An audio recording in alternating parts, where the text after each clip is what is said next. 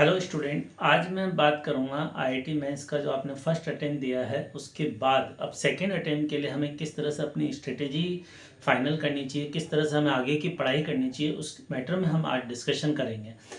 मैं इस डिस्कशन में स्टूडेंट्स को दो कैटेगरी में डिवाइड करता हूं। एक ऐसे स्टूडेंट जिनके 95 परसेंटाइल से कम उन्होंने अभी सिक्योर किया है इस फर्स्ट अटेम्प्ट में, और एक दूसरे स्टूडेंट वो जो 95 परसेंटाइल से ज़्यादा सिक्योर कर रखा है। तो जिस स्टूडेंट ने 95 परसेंटाइल से कम सिक्योर किया है उसको मेरी ये पर्सनल एडवाइस है कि वो 100% अपना फोकस जो है जेई मेंस पर फोकस करे, एडवांस के बारे में अभी नहीं प्लान करे। और जिस स्टूडेंट के 95 परसेंटाइल से ऊपर हैं वो आईआईटी मेंस और एडवांस दोनों को पैरेलल में ही उसको कंटिन्यू करना होगा। तो आइए हम किस तरह से पढ़ाई करेंगे इन दोनों कैटेगरी में।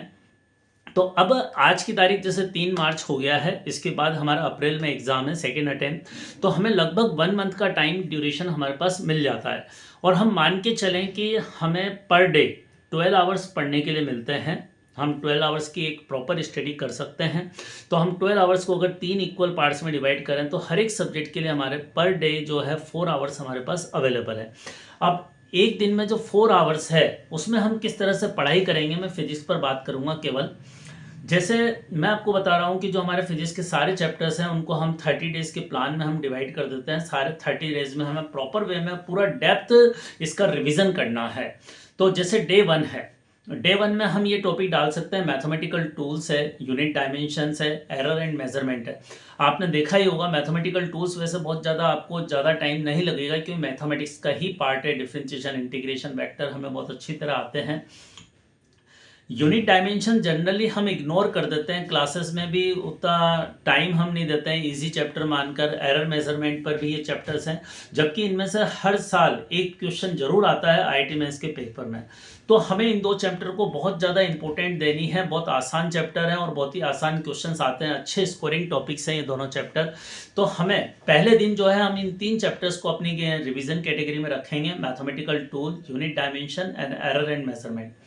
अब देखिए इनमें अपन को कैसे पढ़ाई करनी है। हम सबसे पहले इनसे रिलेटेड जो थ्योरी है उसको डिटेल में पढ़ लेंगे, जो भी क्लास में सर ने पढ़ाया है, जो भी सोल्ड एग्जाम्पल कराया है उनको हम ठीक से पढ़ लेंगे। उसके बाद जो फॉर्मूले हैं उनको हम अच्छी तरह से मेमोराइज कर लेंगे, फॉर्मूलों को लिख लिख कर देखना है। सारे फॉर्मूले हमें अच्छी तरह से याद होने चाहिए। जब ये सारा काम हम अपने आप में कॉन्फिडेंट हो चुके होंगे, जैसे एक चैप्टर पकड़ते हैं मान लो मैथमेटिकल टूल्स, राइट, या यूनिट डायमेंशन का चैप्टर हमने पकड़ा, उसकी पूरी थ्योरी नोट्स पढ़े, उसके बाद उससे रिलेटेड पीवाईक्यू क्वेश्चंस हम लगा लें। या हम ये भी कर सकते हैं कि आज दिन में हमारे 3 चैप्टर हैं तो इनसे रिलेटेड पहले थ्योरी को हमने डिटेल थ्योरी पढ़ ली, अब 3 चैप्टर से रिलेटेड हम पीवाईक्यू क्वेश्चंस लगाएं, प्रीवियस ईयर क्वेश्चंस जो आईआईटी मेंस में आए हुए हैं। और जिनके 95 परसेंटाइल से ऊपर हैं वो एडवांस के भी कुछ क्वेश्चंस लगाएंगे। अब मेरा पर्सनल एडवाइस ये है कि हमें 4 घंटे पर डे मिल रहे हैं, इसमें 3 घंटे हमें थ्योरी नोट्स को पढ़ने में टाइम देना है, फॉर्मूलों को रिवाइज करने में, मेमोराइज करने में, और 1 घंटा हमें अपनी प्रैक्टिस के लिए देना है ना। प्रैक्टिस मतलब पीवाईक्यू क्वेश्चंस को हम जो सॉल्व करेंगे, और ये अपने को टारगेट रखना है कि 1 घंटे में हमें एग्जाम में 25 क्वेश्चन करने होते हैं, तो हम यहाँ पर जो प्रैक्टिस करें वो 30 क्वेश्चन की करें। हमारी स्पीड उतनी होनी चाहिए कि हम 30 क्वेश्चन 1 घंटे में अटेम्प्ट कर सकें, राइट।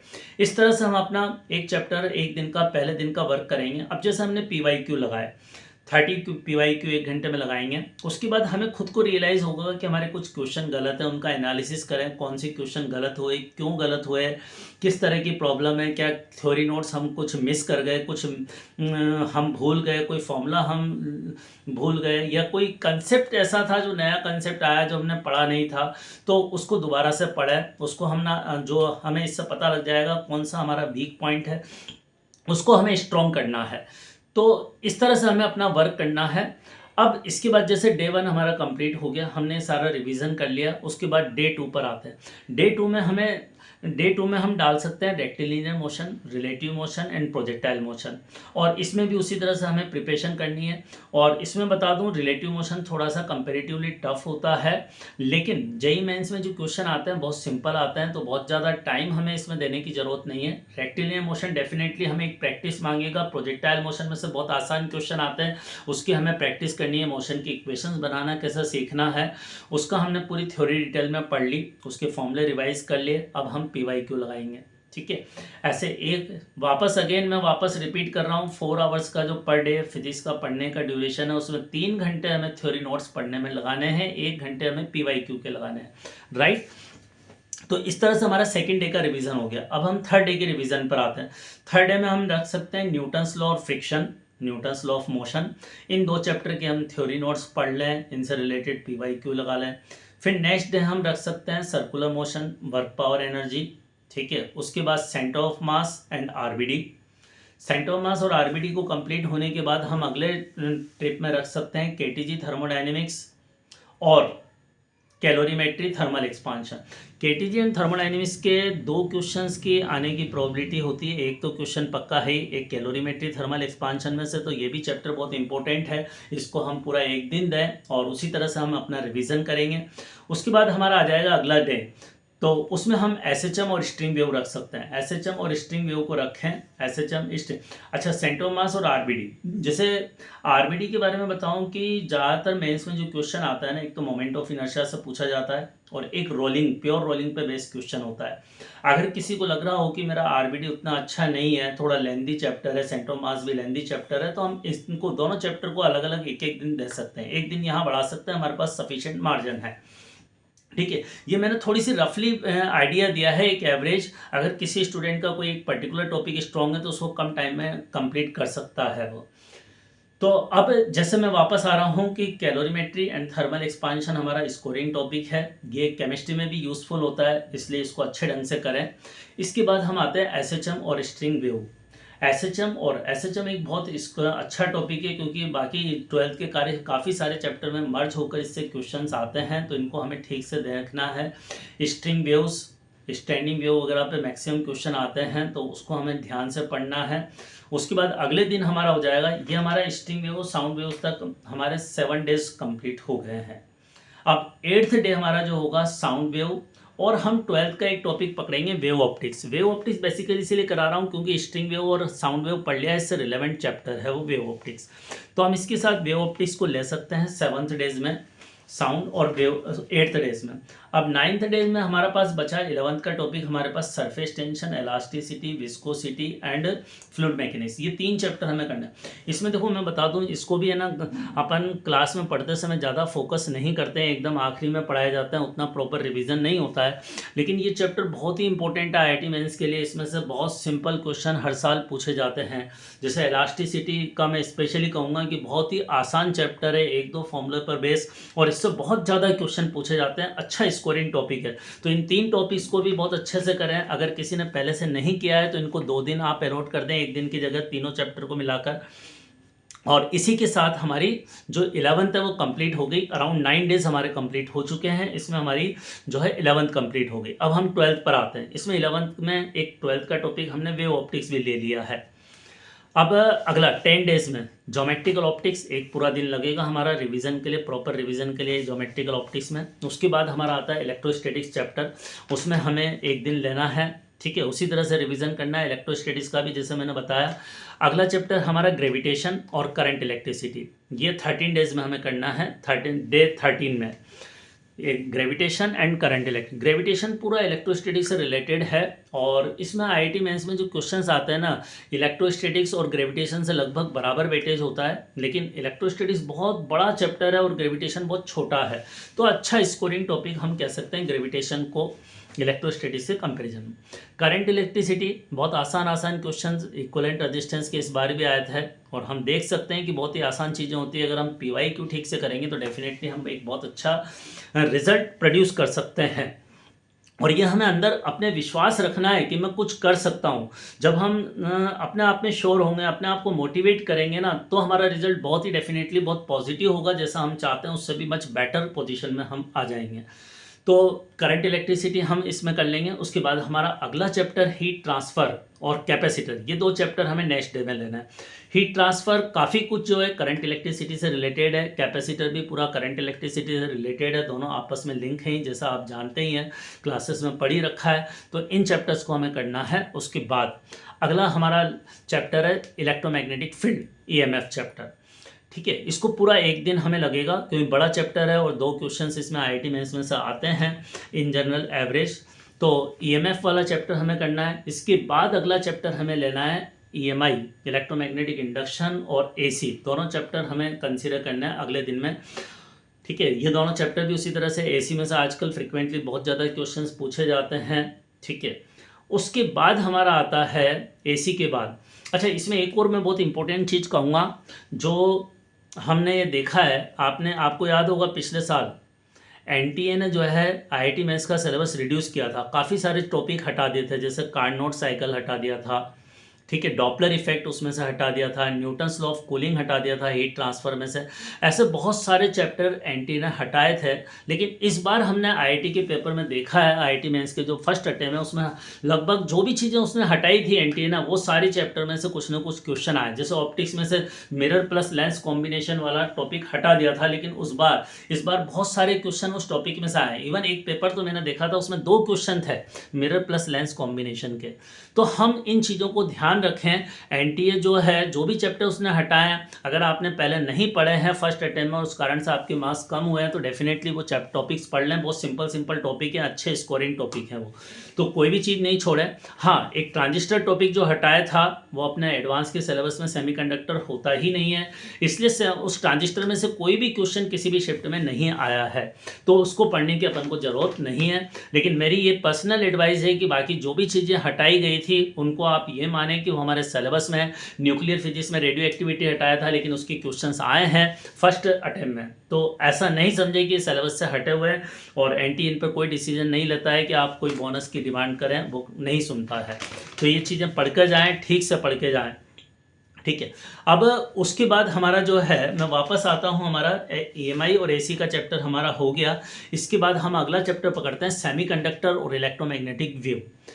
ठीक है, इलेक्ट्रोमैग्नेटिक वेव में से एक क्वेश्चन आता है जनरली, सेमीकंडक्टर में से भी एक क्वेश्चन आता है। दोनों चैप्टर हमें एक दिन में करने हैं और बहुत आसानी से 2 चैप्टर हो जाते हैं। इसमें लॉजिक गेट बहुत इंपॉर्टेंट है, उसमें इस बार भी काफ़ी हर शिफ्ट में लगभग एक क्वेश्चन लॉजिक गेट से आया है। तो इस तरह से हम लॉजिक गेट पर बहुत इंपॉर्टेंस दें। इलेक्ट्रोमैग्नेटिक वेव बहुत ही आसान चैप्टर है, इसकी थोड़ी सी प्रैक्टिस करें कि इलेक्ट्रिक फील्ड की इक्वेशन दे रखी है, उससे मैग्नेटिक फील्ड की इक्वेशन कैसे जनरेट करते हैं, इसी पर जनरली क्वेश्चंस आते हैं। ठीक है, तो ये हमारा हो गया इलेक्ट्रोमैग्नेटिक वेव। अब अगला चैप्टर हम पकड़ेंगे मॉडर्न फिजिक्स। मॉडर्न फिजिक्स में एटॉमिक बोर्स मॉडल वगैरह सब जो हमें पढ़ना है एक दिन में। वापस एक्सरे सिलेबस में से हटा हुआ है, उसका भी थोड़ा बहुत रिवीजन कर लें, बहुत ज़्यादा उसकी प्रैक्टिस करने की ज़रूरत नहीं है, लेकिन पढ़कर जाएँ एक्सरे। फिर अगले दिन हम न्यूक्लियर फिजिक्स पढ़ेंगे, जैसा मैंने बताया रेडियो एक्टिविटी हमें पढ़ना है। वैसे तो इसमें इक्वेशन बैलेंस करने पे क्वेश्चंस आते हैं, मास डिफेक्ट पे क्वेश्चंस आते हैं, बाइंडिंग एनर्जी पे क्वेश्चंस आते हैं। ठीक है, तो ये हमें अटेम्प्ट करना है।